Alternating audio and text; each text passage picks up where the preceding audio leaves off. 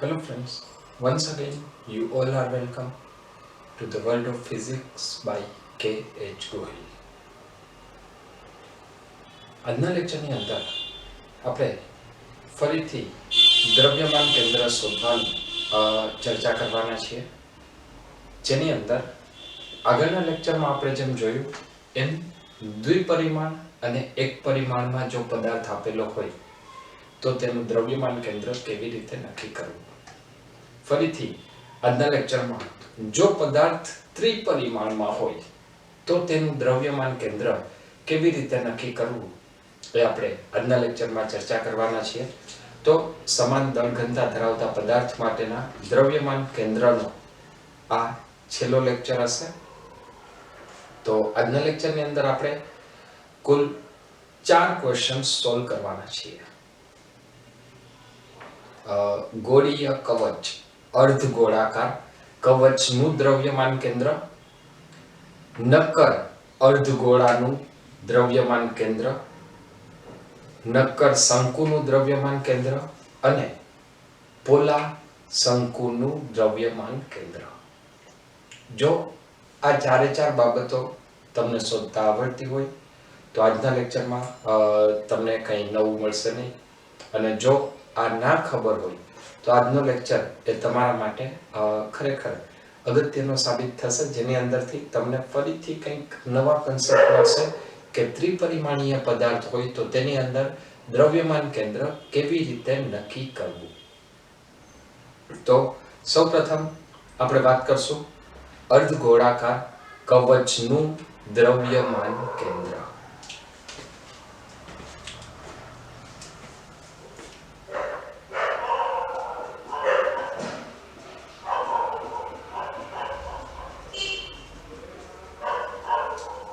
અર્ધગોળીય કવચનું દ્રવ્યમાન કેન્દ્ર. જો અર્ધગોળીય કવચના દ્રવ્યમાન કેન્દ્રની વાત કરીએ તો એ દ્રવ્યમાન કેન્દ્ર આવવાનું છે r/2 ઊંચાઈએ. અચળાંક છે જે તમારે યાદ રાખવો જોઈએ. અર્ધગોળીય કવચનું દ્રવ્યમાન કેન્દ્ર ક્યાં આવશે? r/2 ઊંચાઈએ આવશે. હવે આપણે એ વાતને સાબિત કરશું કે કેવી રીતે r/2 ઊંચાઈએ આવે છે. તો સૌપ્રથમ અહીંયા હું એક અર્ધગોળીય કવચ લઈશ. કવચ મતલબ એક પોલા ગોળા જેવી રચના હશે.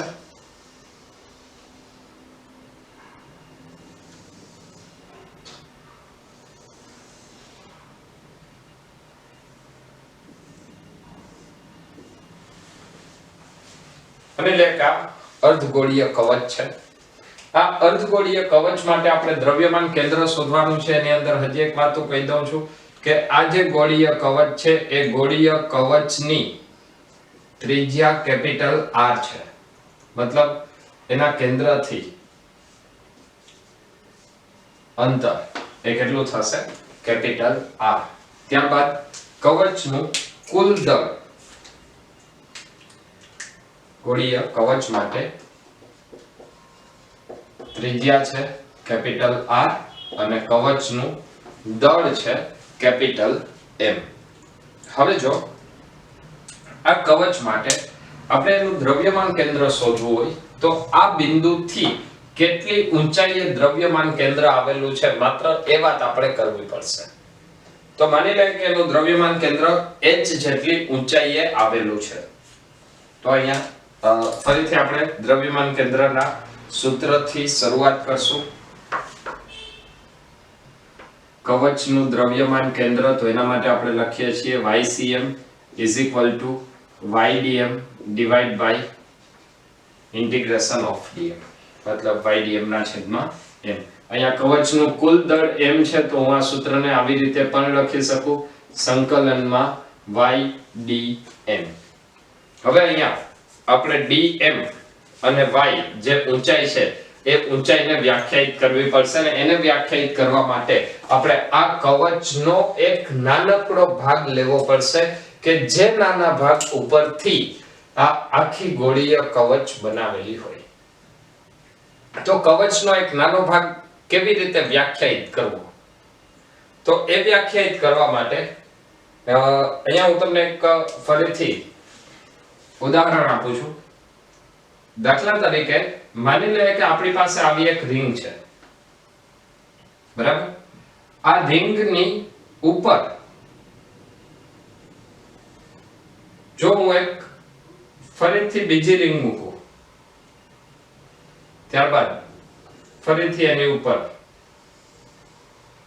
એક ત્રીજી રિંગ મૂકું, અને જો આ રિંગની ત્રિજ્યા પણ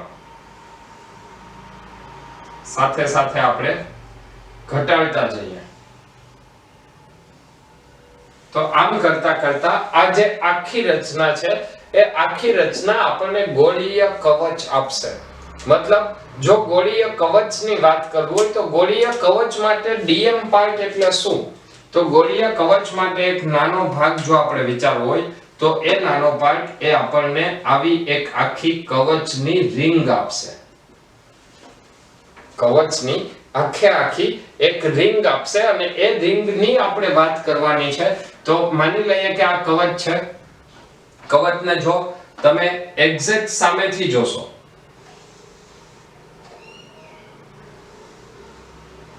તો એ કંઈક આવી રીતે દેખાશે, અને આનો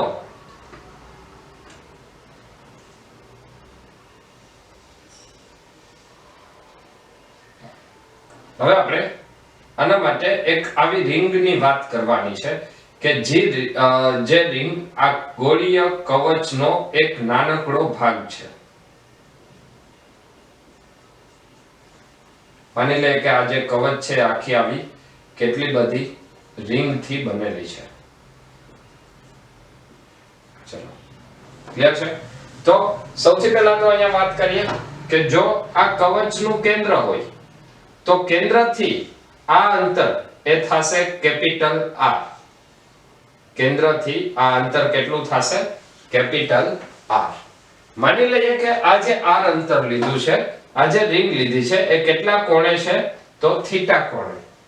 જો આ રિંગ થીટા કોણે હોય તો અહીંયા મને ફરીથી આ R ના બે ઘટકો મળશે.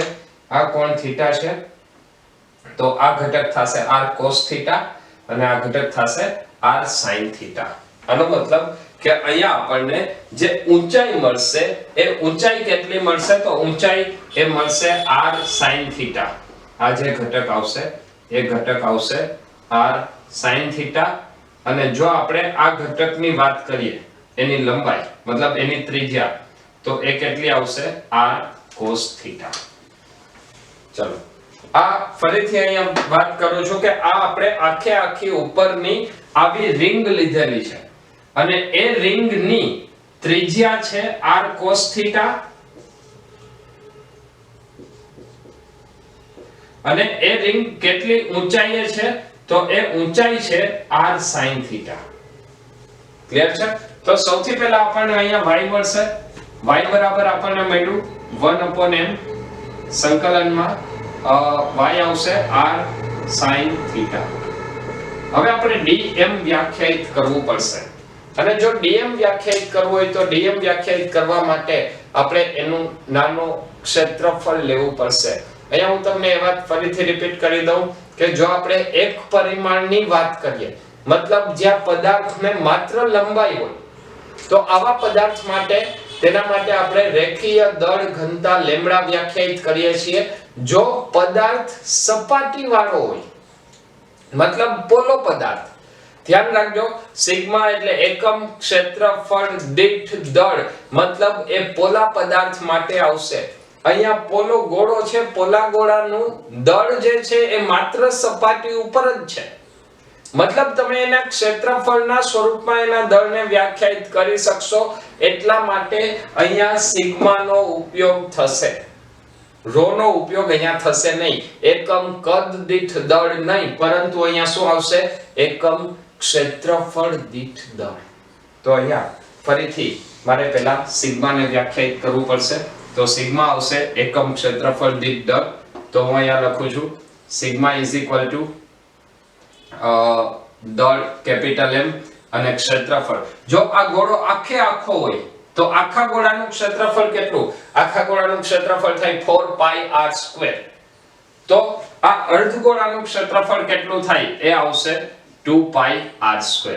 જો સિગ્મા m/2πr² હોય તો હવે આપણે ફરીથી લખી શકીએ dm = sigma * da. dm = sigma * da. તો આના ઉપરથી આપણને ફરીથી મળશે dm = સિગ્મા છે m/2πr² da.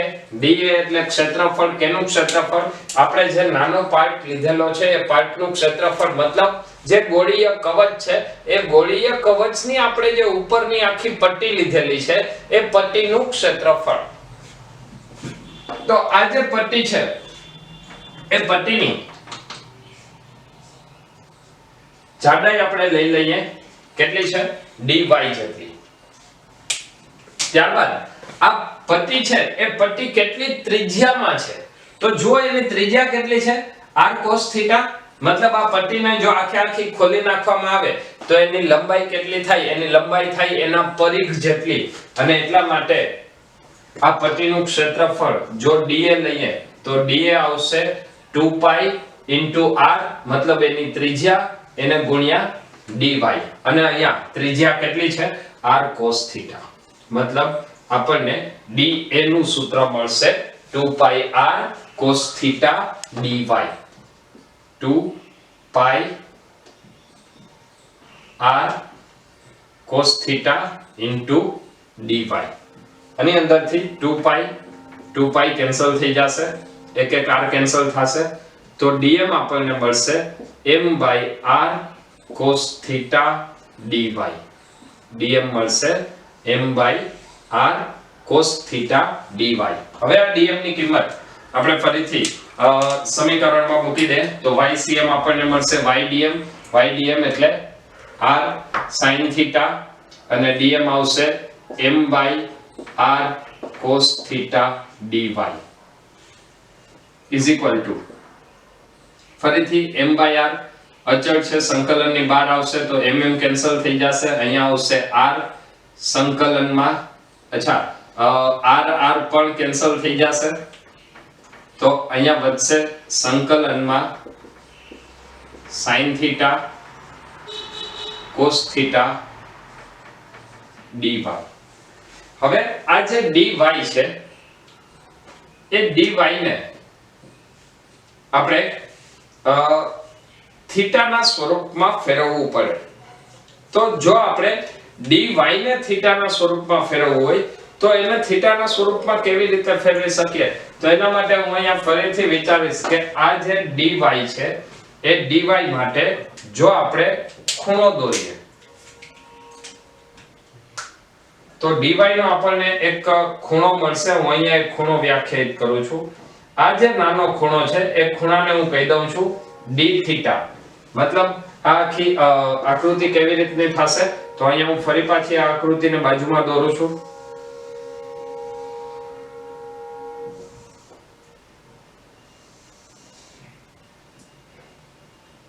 એક આ લાઈન અને બીજી એક આવશે આ લાઈન, બરાબર?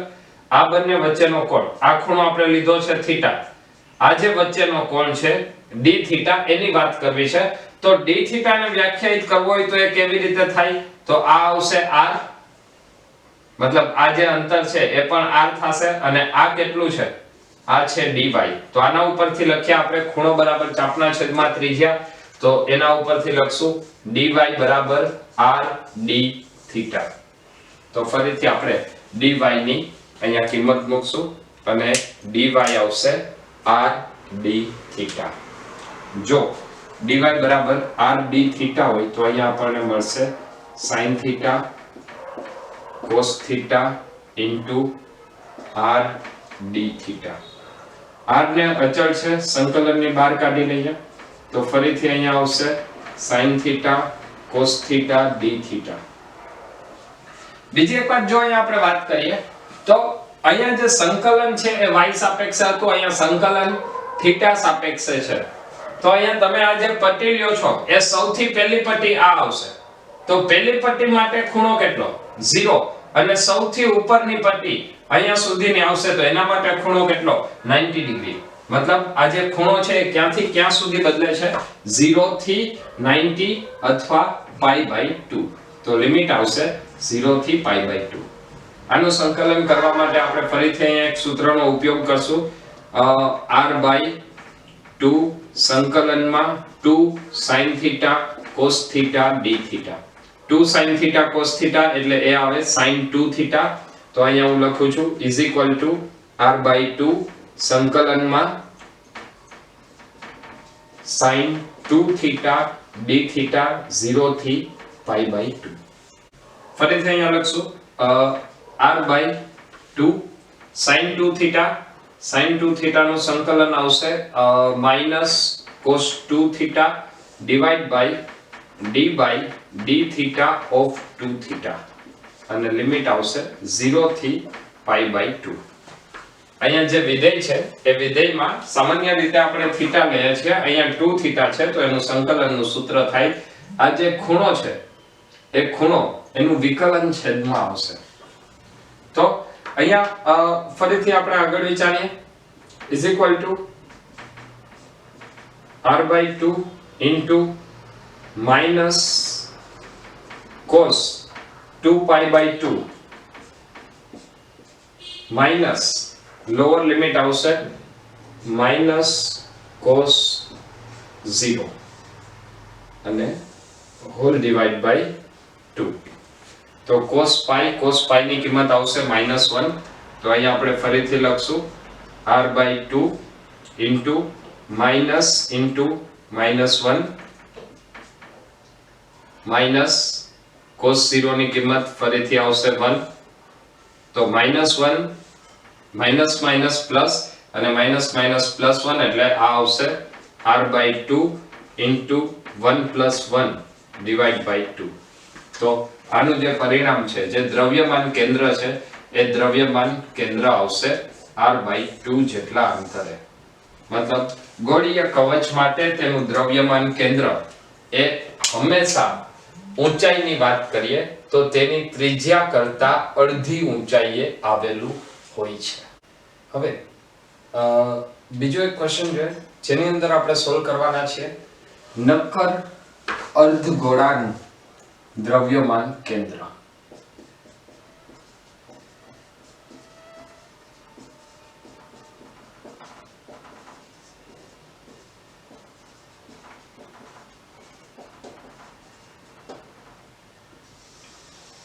નક્કર અર્ધગોળાનું દ્રવ્યમાન કેન્દ્ર મતલબ અહીંયા આપણે હવે જે આકાર લેવાના છીએ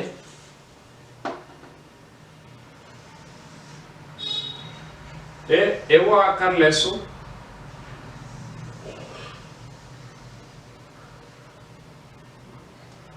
કે જેની અંદર આ ગોળો જે છે એ ગોળો આખે આખો ભરેલો છે અને જો આ ગોળો સમગ્ર ભરેલો હોય તો આ સ્થિતિમાં આ ગોળાનું દ્રવ્યમાન કેન્દ્ર કેવી રીતે શોધવું. તો એના માટે ફરીથી અહીંયા આપણે વાત કરીએ તો ગોળાની ત્રિજ્યા લઈશું કેપિટલ R જેટલી. હવે વાત આવશે જે અગત્યની વાત છે એ છે આ ગોળાનો એક નાનકડો ભાગ મતલબ ગોળા માટેનું સૂક્ષ્મ દળ dm વ્યાખ્યાયિત કરવું.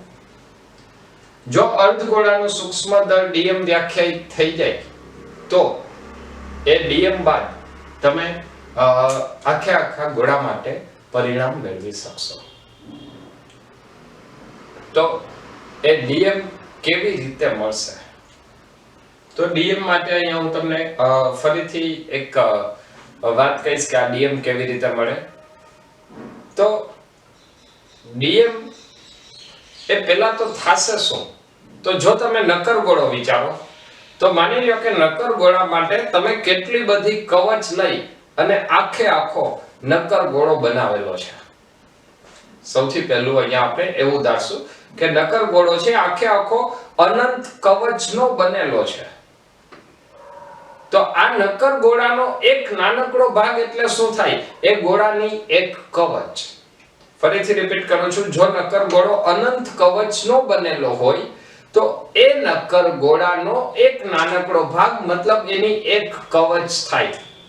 અને જો આપણે એક કવચ માટે dm વ્યાખ્યાયિત કરી લઈએ તો dm વ્યાખ્યાયિત કર્યા બાદ આપણે એનું સંકલન કરશું તો સંકલન કરવાથી આપણને અડધા નક્કર ગોળાનું દ્રવ્યમાન કેન્દ્ર મળશે.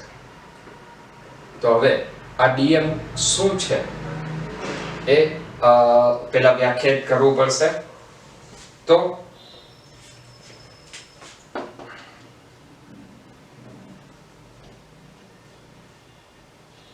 માની લઈએ કે આ એક આપણે જે નક્કર ગોળો લેવાનો છે, આ નક્કર ગોળો, એ નક્કર ગોળા માટે હું એની એક કવચ વ્યાખ્યાયિત કરું છું.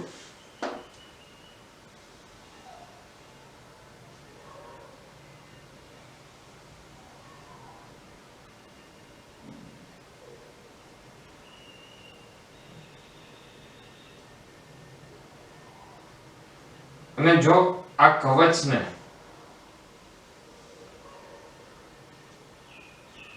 આ કવચનું દળ જો આપણે dm જેટલું કહી દઈએ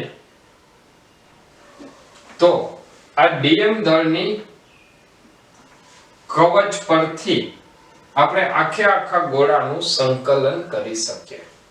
મતલબ અહીંયા ફરીથી આપણે આ કવચનું જે દળ છે dm, એ dm દળ વ્યાખ્યાયિત કરવું પડશે. અને એ dm દળ વ્યાખ્યાયિત કરવા માટે હું આ જે કવચ લીધી છે, કવચની ત્રિજ્યા લઉં છું r જેટલી.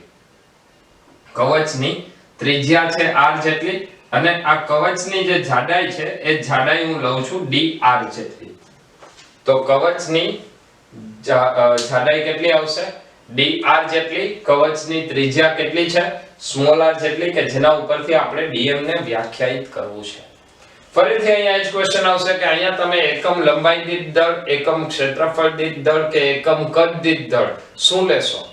તો જ્યારે નક્કર પદાર્થની વાત આવે તો નક્કર પદાર્થમાં અંદર પણ દ્રવ્ય ભરેલું છે, મતલબ ત્યાં એકમ લંબાઈ કે એકમ ક્ષેત્રફળ આવશે નહીં. તો એમાં શું લેવું પડશે? એકમ કદ દીઠ દળ. તો સૌથી પહેલી વાત કે અહીંયા આપણે રો વ્યાખ્યાયિત કરીએ તો રો માટે પરિણામ આવશે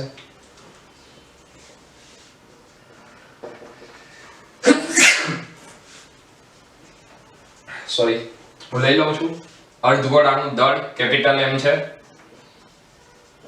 તેની ત્રિજ્યા ધારો કે કેપિટલ R છે અને તેના માટે એકમ કદ દીઠ દળ, એકમ કદ દીઠ દળ એટલે આપણે એને કહીશું રો. તો રો આવશે દળના છેદમાં કદ, કદ આવશે 2/3 પાઈ r ક્યુબ. અહીંયા મેં કદ લખેલું છે 2/3 પાઈ r ક્યુબ. એ કેવી રીતે આવશે તો એના માટે ફરીથી કહી દઉં કે આખા ગોળાનું કદ આપણી પાસે છે. ગોળાનું કદ કેટલું થાય? 4/3 પાઈ r ક્યુબ. તો આ અડધો ગોળો છે, 4/3 નું અડધું એટલે આવશે 2/3 પાઈ r ક્યુબ. તો આના ઉપરથી આપણે ફરીથી dm ને વ્યાખ્યાયિત કરી શકીએ. તો dm માટે લખવું પડશે dm = ρ * dv, મતલબ એનું કદ. તો ρ * dv લખવું હોય તો dv માટે શું લખવું પડશે? એનું ક્ષેત્રફળ ગુણ્યા એની જાડાઈ. તો જાડાઈ કેટલી છે? dr જેટલી. હવે વાત આવશે એનું ક્ષેત્રફળ. તો જો એના ક્ષેત્રફળની વાત કરીએ તો ક્ષેત્રફળની વાત કરવા માટે અહીંયા આપણે લખશું ગોળાનું ક્ષેત્રફળ. સ્મોલ r ત્રિજ્યાના ગોળાનું ક્ષેત્રફળ. તો સ્મોલ r ત્રિજ્યાના ગોળાનું ક્ષેત્રફળ છે 4 પાઈ r સ્ક્વેર. ગોળાનું ક્ષેત્રફળ આવશે 4 પાઈ r સ્ક્વેર.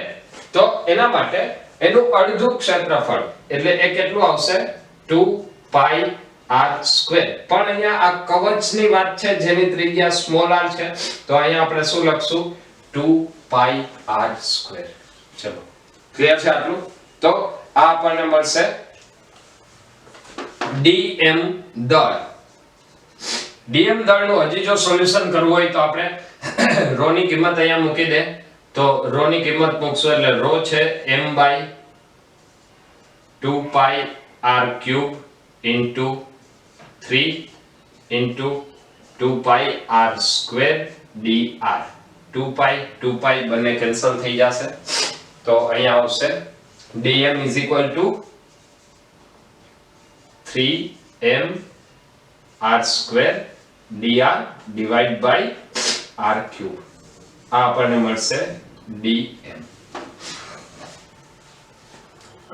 જો dm મળી જાય તો dm બાર હવે આપણે સીધું એનું દ્રવ્યમાન કેન્દ્ર વ્યાખ્યાયિત કરી શકીએ, અને દ્રવ્યમાન કેન્દ્ર વ્યાખ્યાયિત કરવા માટે આપણી પાસે સૂત્ર છે YCM. YCM is equal to integration of ydm divided by integration of dm. ચલો integration of ydm, y એટલે ઊંચાઈ, તો આ ઊંચાઈ કેટલી છે, મતલબ આ જે ગોળીય કવચ છે એ ગોળીય કવચનું દ્રવ્યમાન કેન્દ્ર ક્યાં આવેલું છે, તો આ ગોળીય કવચનું દ્રવ્યમાન કેન્દ્ર ક્યાં હશે, એના કરતા અડધી ઊંચાઈએ, મતલબ કઈ જગ્યાએ r/2 એ. તો અહીંયા આપણા માટે y બરાબર શું થશે, r/2 ગોળીય કવચનું દ્રવ્યમાન કેન્દ્ર આપણે હમણાં સાબિત કરેલું છે, ઇન્ટુ dm. dm આવશે 3m by r cube r square dr. dr તો r ક્યાંથી ક્યાં સુધી બદલશે, 0 થી કેપિટલ R અને છેદમાં આવશે કુલ દળ આપણે લીધેલું છે કેપિટલ M. અચળાંકને સંકલનની બહાર લખીએ તો એ આવશે 3m by 2r cube into 1/m, અને સંકલનમાં વધેલા પદને લખી નાખીએ 3m by 2r cube 1/m r square into r એટલે એ આવશે r cube dr, અને ક્યાંથી ક્યાં સુધી, 0 થી r સુધી. અહીંયાથી mm બંને કેન્સલ થઈ જશે, તો આવશે 3 by 2r cube. r cube નું સંકલન થશે r raised to 4/4, 0 થી લિમિટ આવશે 0 થી કેપિટલ R, તો અહીંયા ફરીથી આપણે લખશું is equal to 3 by 2r cube into capital R raised to 4/4 minus 0. r cube cancel થઈ જશે, તો અહીંયા પરિણામ મળશે 3r/8. દ્રવ્યમાન કેન્દ્ર, નક્કર ગોળા માટેનું દ્રવ્યમાન કેન્દ્ર એ આપણને ક્યાં મળશે, તો નક્કર ગોળાનું દ્રવ્યમાન કેન્દ્ર મળશે 3r/8 ઉપર. હવે પોલા શંકુ માટે દ્રવ્યમાન કેન્દ્ર આપણે શોધીશું. તો આજના લેક્ચરનો ત્રીજો ક્વેશ્ચન જોઈએ.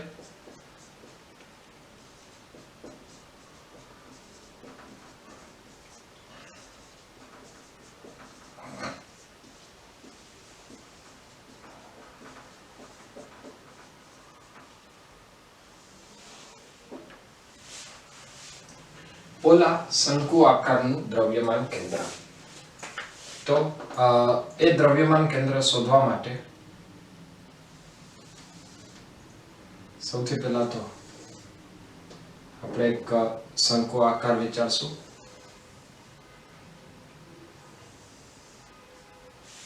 માની લઈએ કે આપણે આ શંકુનું દ્રવ્યમાન કેન્દ્ર શોધવાનું છે. દ્રવ્યમાન કેન્દ્ર શોધવા માટે પહેલા કેટલીક વાતની આપણે અહીંયા સ્પષ્ટતા કરી લઈએ.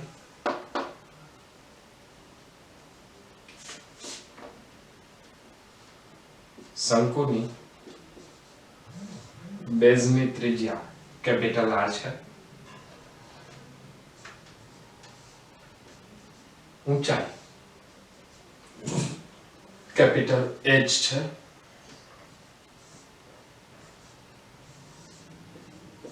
અને જે ત્રાસી લંબાઈ છે એ છે સ્મોલ l. ત્યારબાદ અહીંયા એક હજી વાત હું ફરીથી કહીશ કે શંકુનું જો આપણે ક્ષેત્રફળ જોઈતું હોય તો ક્ષેત્રફળ આવશે પાઈ r l.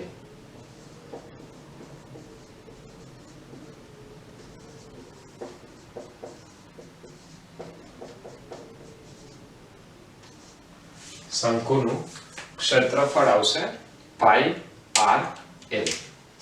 હવે અહીંયા આપણે જો શંકુ માટે વાત કરીએ તો ક્ષેત્રફળ સિવાય હજી એનું કુલ દળ આપણે એમ લઈ લઈએ. તો અહીંયા જો આપણે સૌથી પહેલા દ્રવ્યમાન કેન્દ્ર શોધવું હોય તો YCM ના સૂત્રની અંદર આપણે dm ની જરૂર પડશે. તો dm નું સૂત્ર લખવું હોય તો dm માટે પહેલા આપણે શંકુ જે છે એ પોલો શંકુ છે, મતલબ પૃષ્ઠ પર દળ રહેલું છે. જો દળ એ પૃષ્ઠ ઉપર રહેલું હોય તો ત્યાં સિગ્મા નું સૂત્ર આવશે, સિગ્મા m/a. જો શંકુ માટે આપણે પૃષ્ઠ વિદ્યુતભાર ઘનતા સિગ્મા વ્યાખ્યાયિત કરીએ તો સિગ્મા બરાબર આવશે m/a. એટલે આવશે પાઈ આર એલ. જો આ l ને વ્યાખ્યાયિત કરવું હોય તો આ ઊંચાઈ l છે, આ અંતર r છે, તો l બરાબર ફરીથી આપણે લખી શકીએ l = √r² + h². તો આપણને સિગ્મા નું મૂલ્ય મળશે. હવે આપણે YCM દ્રવ્યમાન કેન્દ્રનો વાયમ શોધવા માટે YCM માટે આપણી પાસે સૂત્ર આવશે સંકલનમાં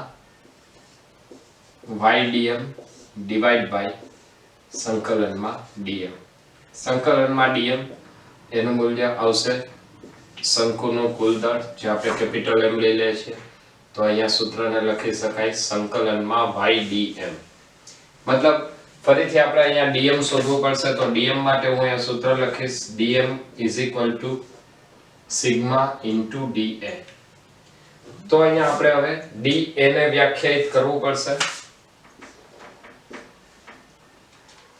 da એ શું થાય? તો da માટે સૌથી પહેલા હું અહીંયા એક નાનકડી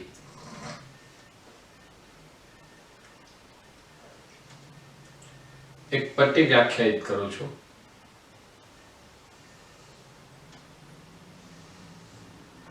જે પટ્ટી ખૂબ જ પાતળી છે અને તેની પહોળાઈ dx જેટલી છે.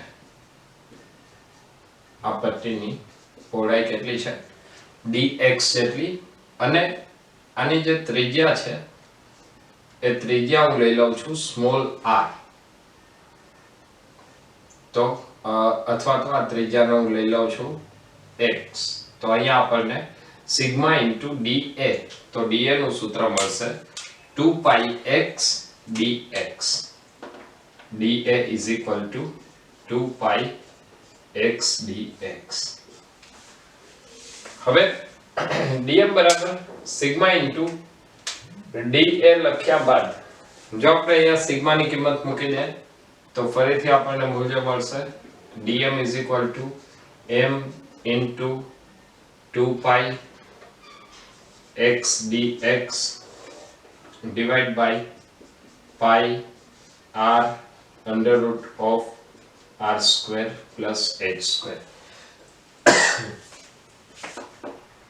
માની લે કે અહીંયા આ જે અંતર છે ત્રિજ્યા, એને હું જો સ્મોલ r વડે દર્શાવું તો હવે મારે આ સ્મોલ r ને વ્યાખ્યાયિત કરવું પડશે. આ આપણે જે dx લંબાઈ લીધી છે, dx લંબાઈ ક્યાં સુધી લેવી પડશે? તો 0 થી l સુધી. જો 0 થી l સુધી dx લંબાઈ લેવાની વાત આવે તો પહેલા હું dx નું અંતર વ્યાખ્યાયિત કરું છું. તો dx કેટલા અંતરે છે? x જેટલા અંતરે. જો dx નું x જેટલું અંતર લઉં તો હવે અહીંયા આ અંતરને અંતર r ને મારે વ્યાખ્યાયિત કરવું છે ને એને વ્યાખ્યાયિત કરવા માટે જો હું આને થીટા લઉં તો આ અંતર જે એની ત્રિજ્યા છે એ કયું આવશે? x ને બદલે x sin θ. મતલબ અહીંયા મેં જે 2πx dx લખેલું હતું એની બદલે આપણે શું લખશું? 2πx sin θ dx. ક્લિયર આવશે? 2πx sin θ dx. આની અંદર પાઈ પાઈ બંને કેન્સલ થઈ જશે. ત્યારબાદ આ આપણને મળશે dm. હવે જે આપણને dm નું મૂલ્ય મળ્યું એ dm નું મૂલ્ય આ સમીકરણની અંદર મૂકી દે તો ફરીથી આપણને પરિણામ મળશે is equal to 1/m સંકલનમાં y dm નું મૂલ્ય છે 2m upon r under root of r square plus h square and હવે આવશે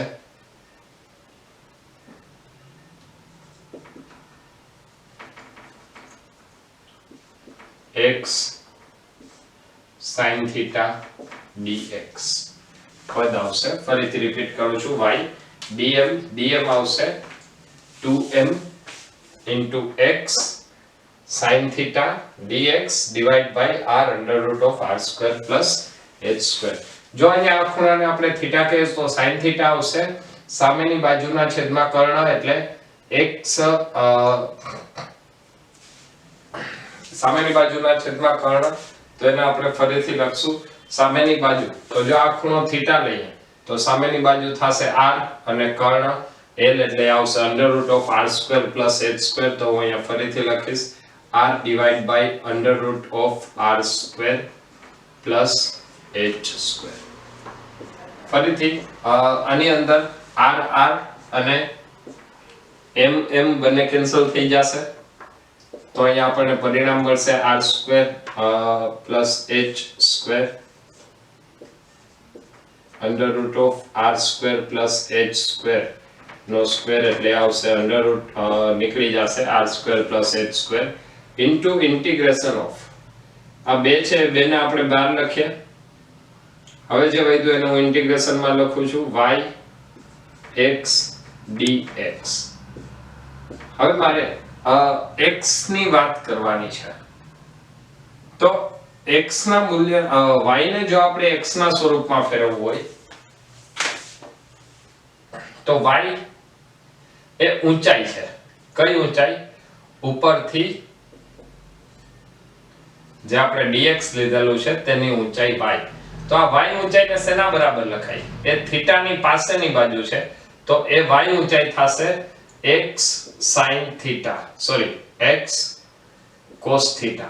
અને જો y એ x cos theta થાય તો હું અહીંયા ફરીથી લખીશ x cos theta into x dx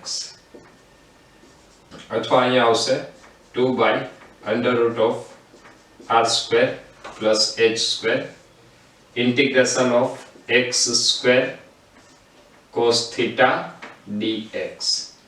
cos theta તો cos theta માટે આવશે પાસેની બાજુના છેદમાં કર્ણ પાસેની બાજુ એટલે એ આવશે કેપિટલ H ડિવાઇડ બાય કર્ણ એટલે આવશે under root of r square plus h square.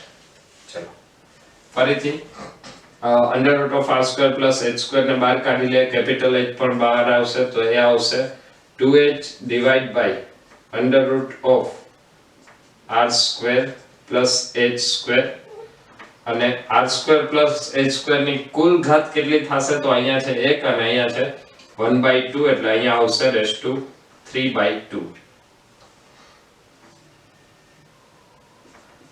x square dx એ આવશે x square dx. હવે અહીંયા આપણે x ની લિમિટ ની વાત કરીએ તો x ક્યાંથી શરૂ થાય છે 0 થી ક્યાં સુધી જશે આ l લંબાઈ સુધી પણ l લંબાઈ એ શું છે તો l બરાબર આવશે under root of r square plus h square. તો અહીંયા જ્યાં પણ સંકલનમાં dx છે ત્યાં આપણી લિમિટ શું આવશે 0 થી under root of r square plus h square. તો હું અહીંયા બધે લિમિટ લખી નાખું છું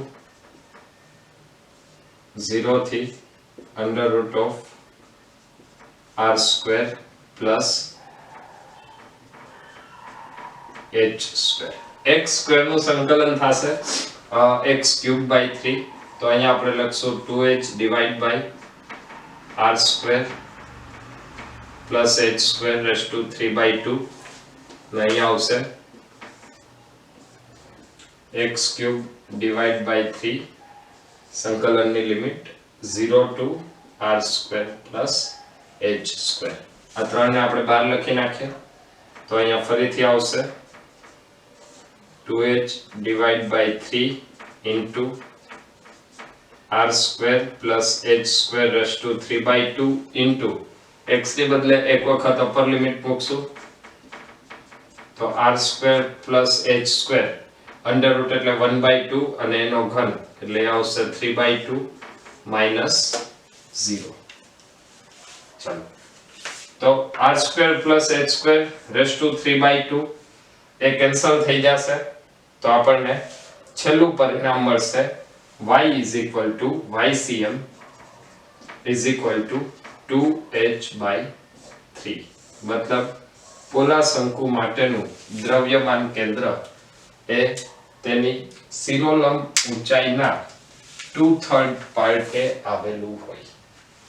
હવે આજના લેક્ચરના છેલ્લા ક્વેશ્ચનની આપણે વાત કરશું જેની અંદર એક નક્કર શંકુ માટેનું દ્રવ્યમાન કેન્દ્ર શોધીશું. હવે આજના લેક્ચરના છેલ્લા ક્વેશ્ચનની આપણે વાત કરશું અને એની અંદર શોધવાના છીએ નક્કર શંકુનું દ્રવ્યમાન કેન્દ્ર.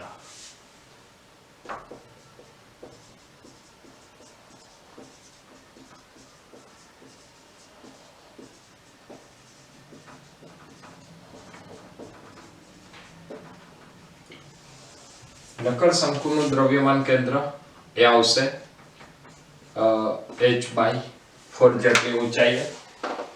તો આ પરિણામ આપણે હવે સાબિત કરવાના છીએ. એ પરિણામ સાબિત કરવા માટે અહીંયા સૌથી પહેલા હું એક શંકુ વિચારું છું.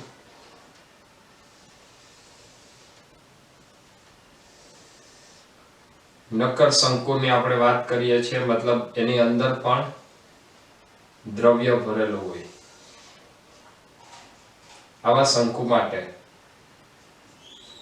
એની ત્રિજ્યા કેપિટલ R, ઊંચાઈ કેપિટલ H લઈએ છીએ. આ શંકુ માટે તમને રકમની અંદર જ બીજું આપેલું હશે કે શંકુનું દળ કેપિટલ M છે. અહીંયા હજી એક વધારાની વાત તમને કહી દઉં કે શંકુના કદની આપણે જરૂર પડશે તો એ પણ તમને ખબર હોવી જોઈએ.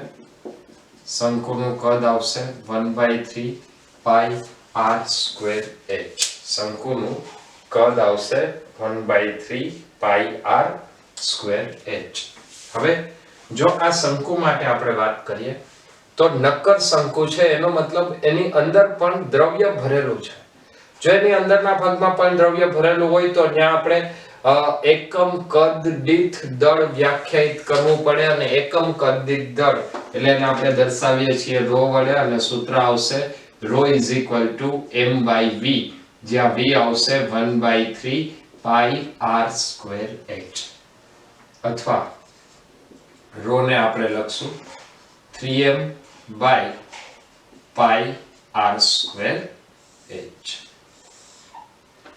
હવે ρ વ્યાખ્યાયિત થયા બાદ જો આપણે દ્રવ્યમાન કેન્દ્ર શોધવું હોય તો સૌથી પહેલા આપણે એક આ શંકુનો એક નાનો એવો ભાગ, એક નાનો એવો એલિમેન્ટ વિચારવો પડશે. તો એ નાનો ભાગ વ્યાખ્યાયિત કરવા માટે ફરીથી આપણે શંકુની એક નાની એવી પટ્ટી વિચારશું.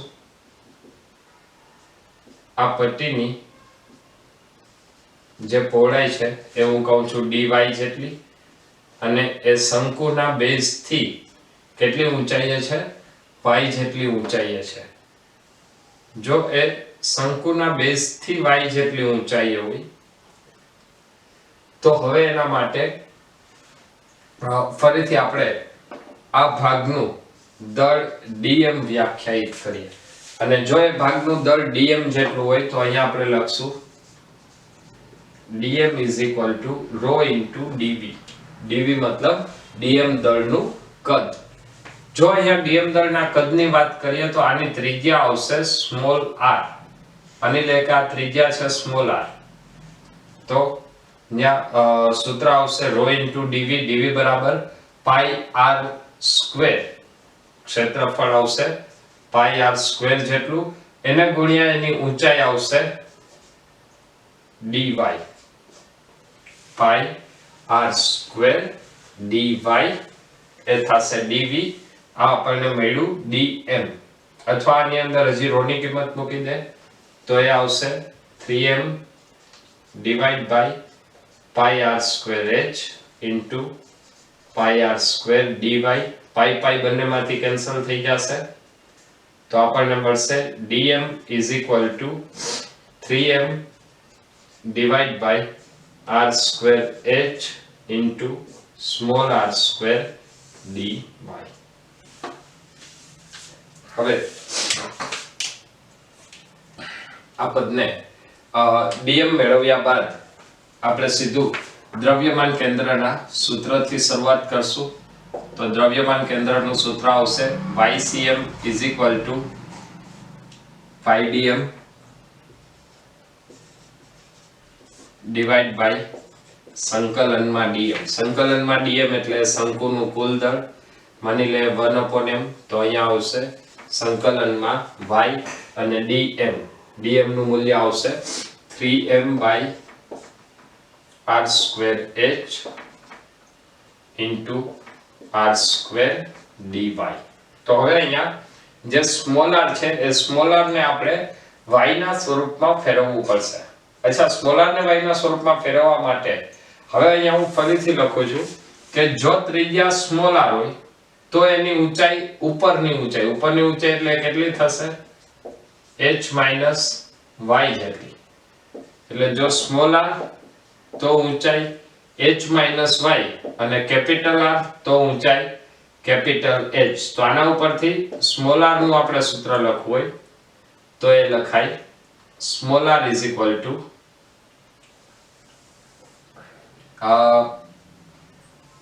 હું અહીંયા લખું છું સ્મોલ r માટે h minus y અને કેપિટલ R માટે h. તો ડાયરેક્ટ આપણે એવી રીતે પણ લખી શકીએ r ના છેદમાં r બરાબર h minus y ના છેદમાં કેપિટલ H. તો એના ઉપરથી સ્મોલ r બરાબર આવશે r ના છેદમાં h into h minus y.